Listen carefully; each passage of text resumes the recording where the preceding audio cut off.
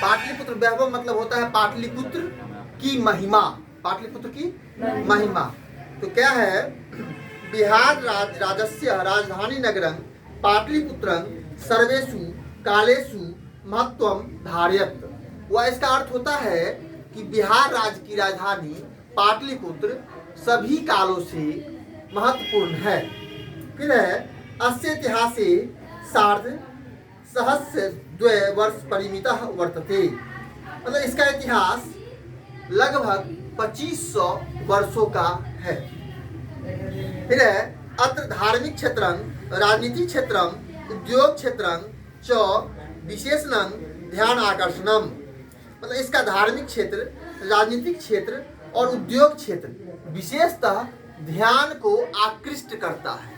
मतलब इसमें ध्यान दो कि जो पाटलिपुत्र है बिहार की राजधानी, यहाँ धार्मिक क्षेत्र धर्म के लिए जाना जाता है ना, राजनीति क्षेत्र राजनीति के लिए जाना जाता है, और उद्योग क्षेत्र उद्योग के लिए जाना जाता है।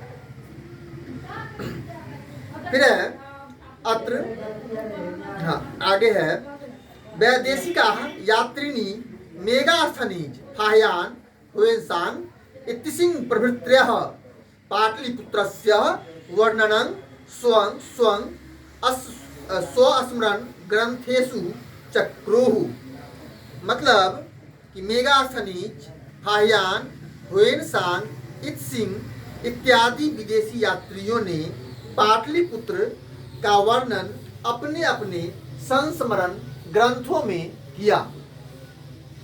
फिर आगे है पाठे अस्मिन् पाटलिपुत्र वैभवस्य सामान्य परिचयो वर्तते, मतलब इस पाठ में पाटलिपुत्र के वैभव का सामान्य परिचय है। अब आगे बात करते हैं। सबसे पहला इसका जो लाइन है यहाँ से प्रारंभ होता है।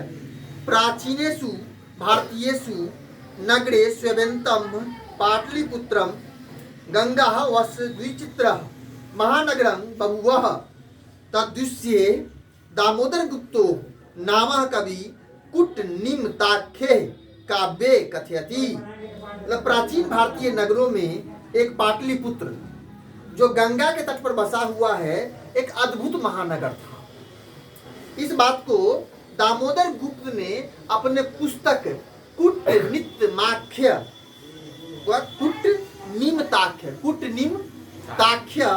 में वर्णन किया है। उन्होंने इस तरह वर्णन किया है, अस्ति महातल तिलकं सरस्वती कुल गृहं महानगरं नामना पाटलिपुत्रं परिभूत पुरंदर स्थानम, मतलब कि अति महातिलकं, ध्यान समझेंगे, अति महातिलकं सरस्वती कुल गृहम, मतलब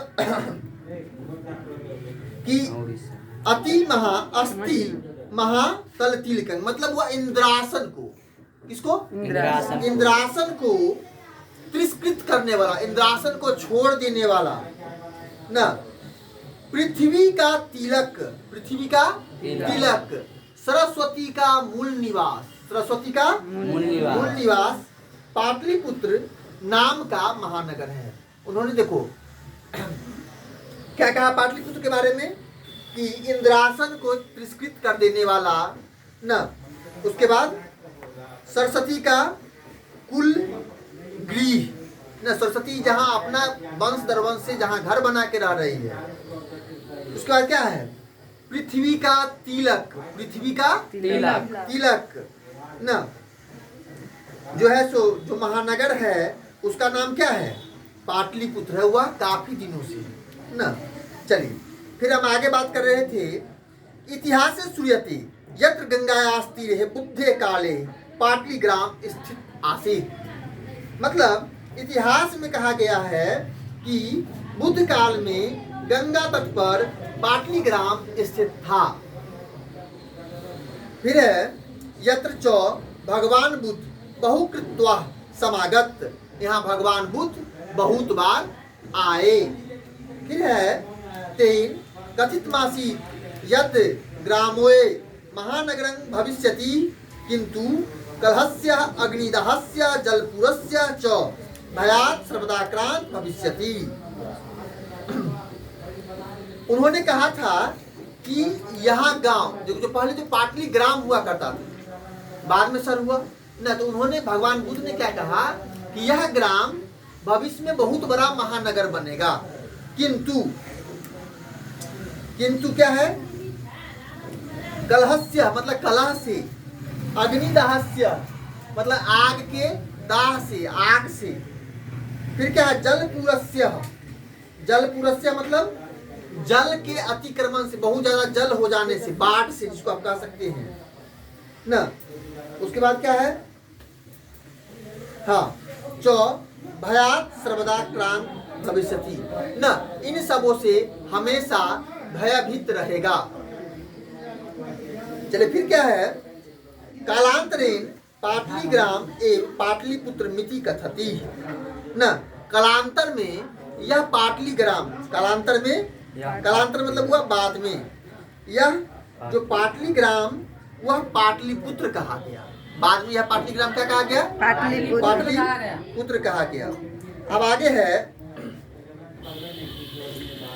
चंद्रगुप्त मौर्यस्य काले अस्य नगरस्य शोभा रक्षा व्यवस्था च अत्याकृष्ट सिद्धिति यूनान राजदूत मेगास्थनीज स्वस्मरणेषु निरूपयति। मतलब यूनान के राजदूत मेगास्थनीज ने अपने संस्मरण में लिखा है कि चंद्रगुप्त मौर्य के समय में इस महानगर की शोभा और रक्षा व्यवस्था अत्यंत आकृष्ट था, अत्यंत सुंदर था। फिर है, अस्य नगरस्य वैभवं प्रियदर्शिनी अशोकस्य समय सूत्रा समृद्धम। मतलब इस नगर की चमक दमक महिमा प्रियदर्शी अशोक, वहाँ के राजा जब अशोक थे तो क्या थी, यहाँ की सब अति समृद्ध था, यह जगह जो है सो काफी समृद्ध था, सब लोग धन्य धान से क्या थी, परिपूर्ण थी। आगे है, बहु कालं पाटलिपुत्रस्य प्राचीना सरस्वती परंपरा प्रावर्तते इति राजशेखरः स्वकाव्य मीमांसा नाम के कवि शिक्षा प्रमुखे ग्रंथे सादरं स्मरति। मतलब क्या हुआ, बहुकालं पाटलिपुत्रस्य प्राचीना सरस्वती परंपरा प्रावृत्य इति राजशेखरः स्वकाव्य मीमांसा नाम के कवि शिक्षा प्रमुखे ग्रंथे सादरं स्मरति। राजशेखर कवि हैं, उन्होंने अपने पुस्तक काव्य मीमांसा में, उन्होंने अपने पुस्तक काव्य मीमांसा में लिखा कि बहुत काल से, बहुत समय से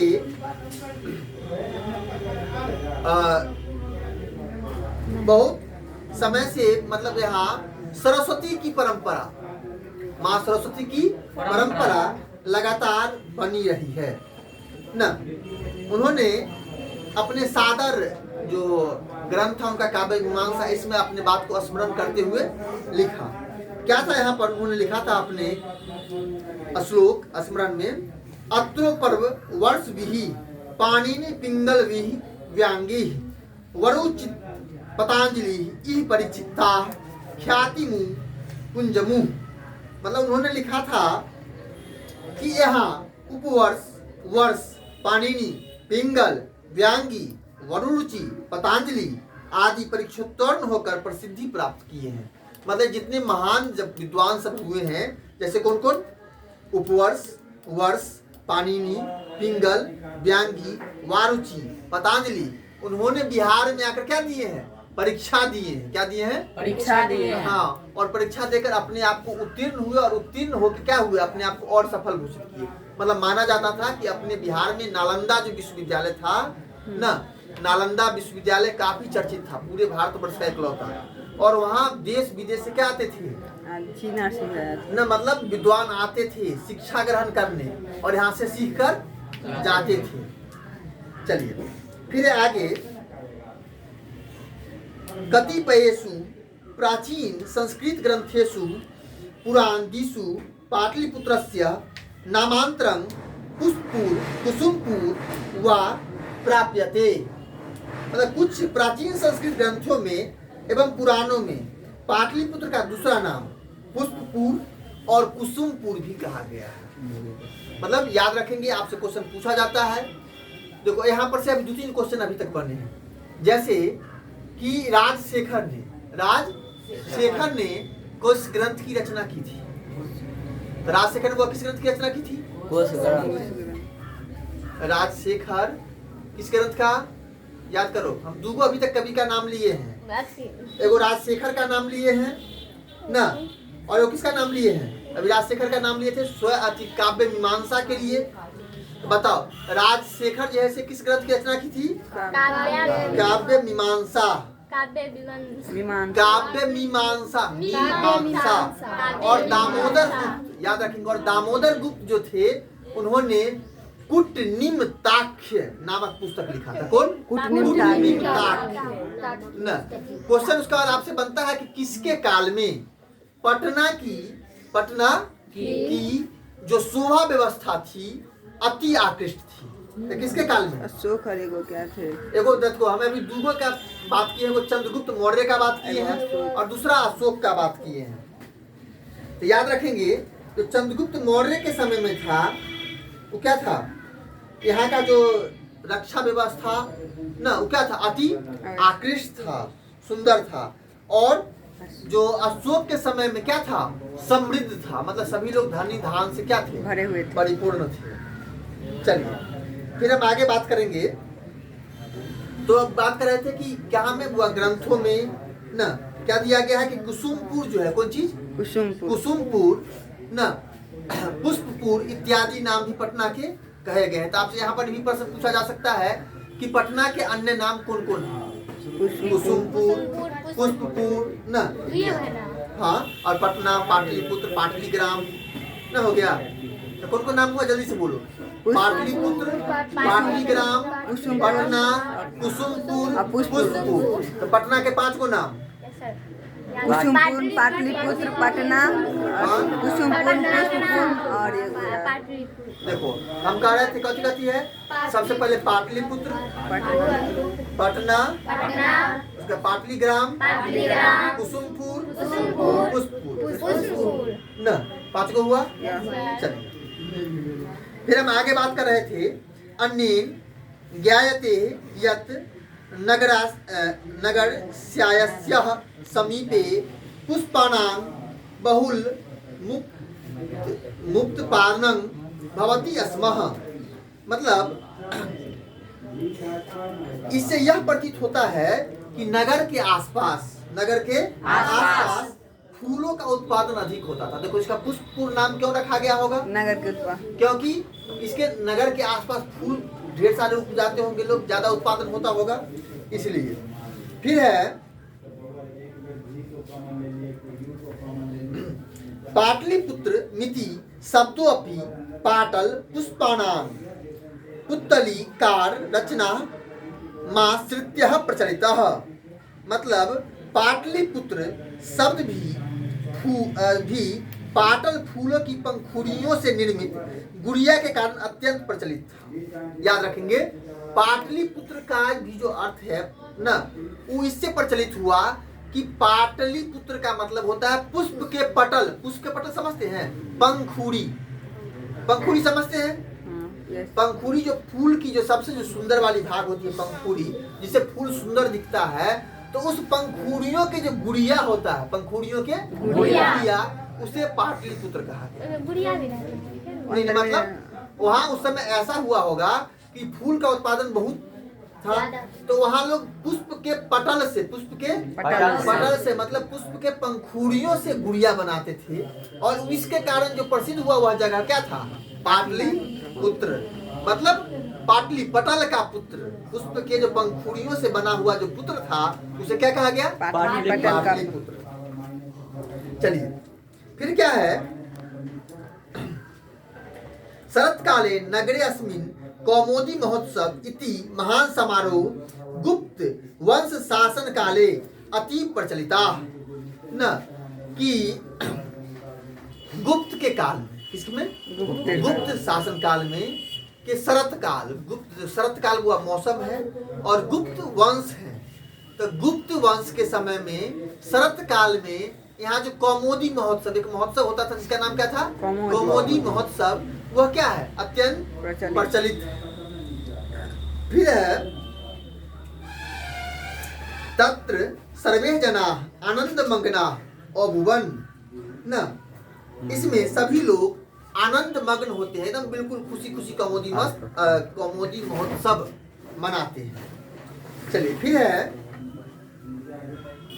संप्रति दुर्गा पूजा अवसरे तादृशः एव समारोह दृश्यते न, इसी समय दुर्गा पूजा के अवसर पर ऐसा समारोह दिखा जाता है। जैसा पहले गुप्त शासन काल में कौमुदी महोत्सव में होता था, वैसा ही अभी कैसा दिखता है, दुर्गा पूजा में पटना दिखता है। कोई दिक्कत? चलिए फिर है काल चक्रवसाद यद्यपि मध्य काले पाटलिपुत्र वर्ष सहस्त्र परिमिति जीर्णा तम वन भूतः, मतलब काल चक्रवश यद्यपि मध्य काल में पाटलिपुत्र 1000 वर्षों तक उपेक्षित रहा। ऐसा समय का घटना घटा कि लगभग 1000 वर्ष तक पटना की स्थिति बहुत दयनीय, मतलब धीरे धीरे जीर्णता हो गई, मतलब उसकी ओर किसी ने ध्यान नहीं दिया।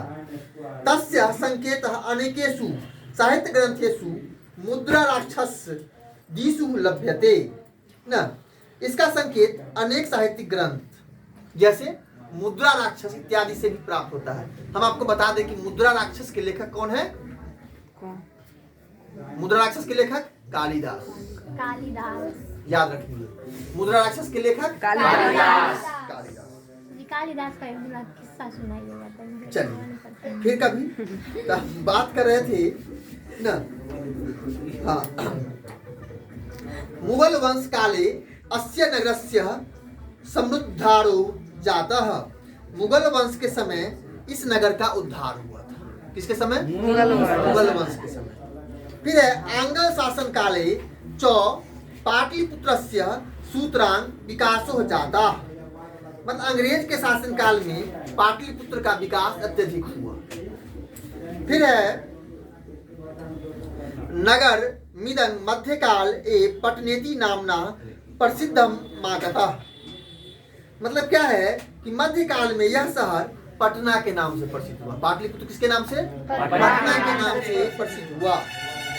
फिर है अयं च शब्दः पत्तनमिति शब्दात् निर्गतः, यह शब्द पत्तन शब्द से निकला है। पटना किस शब्द से निकला? पत्तन शब्द से। फिर है नगरस्य पालिका देवी पटन देवी थी यद्यपि पूज्यते, नगर की रक्षा करने वाली देवी पटन देवी पटना में आज भी पूजी जाती है। याद रखेंगे, पटना में सबसे अधिक जो मंदिर मतलब दार्शनिक है, सबसे अधिक जिस मंदिर में दर्शन होती है वो कौन सी जगह है? पटन देवी। चलिए फिर आगे संप्रति पाटलिपुत्रम अति विशाल वर्तते, बिहार राज्यस्य राजधानी च अस्ति। फिर बात कर रहे थे इस समय पटना अति विशाल हो गया तथा क्या है? बिहार, हाँ, बिहारस्य राजधानी च अस्ति, और बिहार की राजधानी है, फिलहाल है। फिर आगे